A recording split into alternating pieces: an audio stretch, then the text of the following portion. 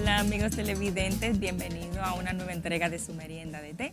Y bueno, hoy tenemos un tema que es más bien para hacer conciencia y promover la paz y la armonía que tanto necesitamos en estos tiempos de turbulencia. Estaremos hablando de una herramienta que nos facilita tener una mejor conexión con nuestra mente, cuerpo y espíritu y lograr esa paz que todos los ciudadanos del planeta necesitamos para convivir en armonía. Para este tema que se trata del yoga, señores, una disciplina muy milenaria, tenemos con nosotros a una representante consagrada profesora de esta disciplina, quien es Merielyn Almonte. Ella es yoga terapeuta y profesora de Hatha Yoga, certificada por el Centro de Yoga Integral Satyananda y el Holistic Institute of Yoga de Miami. Bienvenida, Merielyn, a la merienda de té. Muchas gracias, Daisy. Gracias por tu invitación y por ofrecer este espacio para hablar de un tema tan interesante y que para mí es tan apasionante como el yoga. Así es, a mí me consta. Quiero que le digan a los amigos televidentes de qué se trata. Mucha gente no han escuchado el término, pero no conocen a profundidad de qué se trata. El yoga es una disciplina, como tú señalaste, milenaria, muy antigua, que nos ofrece herramientas para lograr un estado de balance y armonía entre cuerpo, mente y espíritu. Y ese estado de balance y armonía entre cuerpo, mente y espíritu logramos establecerlo a través de una serie de herramientas que el yoga nos ofrece. En la parte que tiene que ver con establecer balance y armonía a nivel de cuerpo físico, el yoga nos ofrece lo que son las posturas físicas, lo que se denominan asanas, que son diferentes tipos de posiciones, de posturas físicas que nos permiten movilizar energía. Y al movilizar energía, pues nos permiten remover bloqueos que podemos tener en nuestro cuerpo y que se manifiestan a veces como dolencias físicas. Es posible que si hemos sentido una emoción que no hemos logrado procesar o una experiencia quizás traumática que no hemos logrado integrar, esa emoción que está allí reprimida o esa experiencia que no ha sido integrada y que genera dolor a nivel emocional, esté provocando también un bloqueo a nivel de nuestro cuerpo energético. Entonces, las herramientas que nos da el yoga, como las asanas y esas posturas físicas a las que me refiero, logran, a través de las diferentes posturas que se utilizan, liberar esos bloqueos energéticos para facilitar la integración de la experiencia o la liberación de la emoción que no hemos logrado procesar. A nivel en el aspecto mental, allí trabajamos directamente con lo que tiene que ver con emociones, con el proceso de digerir las emociones, porque a veces los estados de desasosiego y de inquietud mental son consecuencia de emociones no digeridas. O sea, si yo tuve una situación de conflicto con un compañero de trabajo y bueno, ese día de trabajo para mí seguramente fue fatídico porque tuve una discusión, un diferendo, y me fui para mi casa con esta situación sin digerir porque yo me sentí muy molesta y muy inconforme con la actitud de mi compañero de trabajo. Entonces yo voy a tener esa emoción como cuando tú te comes una comida que no te cae bien y la tienes paralizada en el estómago. Sí. Entonces esa emoción tenemos que digerirla, tenemos que integrarla. El yoga en ese aspecto nos ofrece herramientas como las técnicas de respiración. Las técnicas de respiración nos ayudan a poder generar espacio y expansión a nivel de nuestro cuerpo energético y emocional y poder facilitar el proceso de integrar, de digerir las emociones. Y también nos ofrece una técnica muy interesante que a mí me gusta mucho poner en práctica, que es la autoindagación. La autoindagación consiste en elegir el tema que me ha generado malestar, la discusión con el compañero de trabajo, y empezar a mirar esa situación como un tercero ajeno a la situación y preguntarme a mí misma, si no hubiera sido yo quien estaba en mi lugar, ¿cómo yo hubiera reaccionado frente a esa situación, viéndola como un tercero? Y entonces a partir de ahí generar un proceso de reflexión interna, de autoindagación, que al final me va a permitir darle una mirada compasiva a ese compañero de trabajo que me ha hecho sentir inconforme y también darme una mirada amorosa y compasiva a mí misma para comprender por qué frente a esa situación yo reaccioné de esa manera. Comprender y descifrar también y entender por qué mi compañero de trabajo reaccionó de esa manera.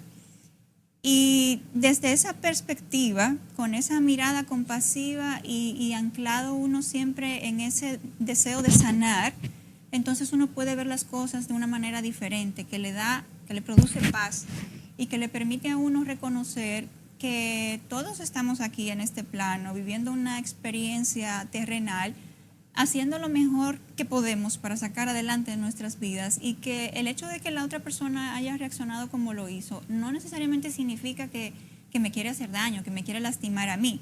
Quizás esa persona a su vez ha tenido situaciones o vivencias en su vida que lo han hecho aprender ese comportamiento, que en ese momento en particular le hicieron reaccionar de esa forma, entendiendo que era la manera más adecuada frente a esa situación.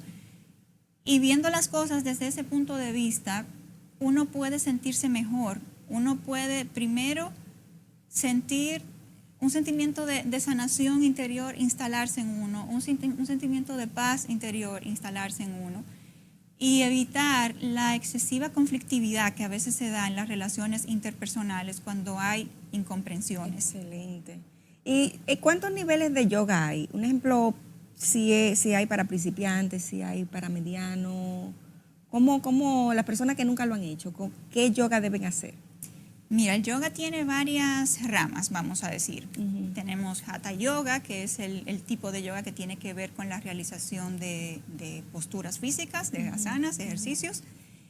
Tenemos el Bhakti Yoga, que es un yoga tipo devocional, donde las personas que tienen una creencia religiosa pueden orientar su práctica hacia la devoción de esta figura por la que sienten devoción. Tenemos el Swara Yoga, que es el yoga que tiene que ver con la manipulación de los flujos de energía en el cuerpo. Es una rama muy interesante del yoga para explorar. Tenemos también el Karma Yoga, es una de las ramas más interesantes para mí en el sendero del yoga, porque el Karma Yoga tiene que ver con el servicio desinteresado. El servicio desinteresado y también la toma de conciencia permanente mientras estamos realizando las acciones de nuestra vida cotidiana.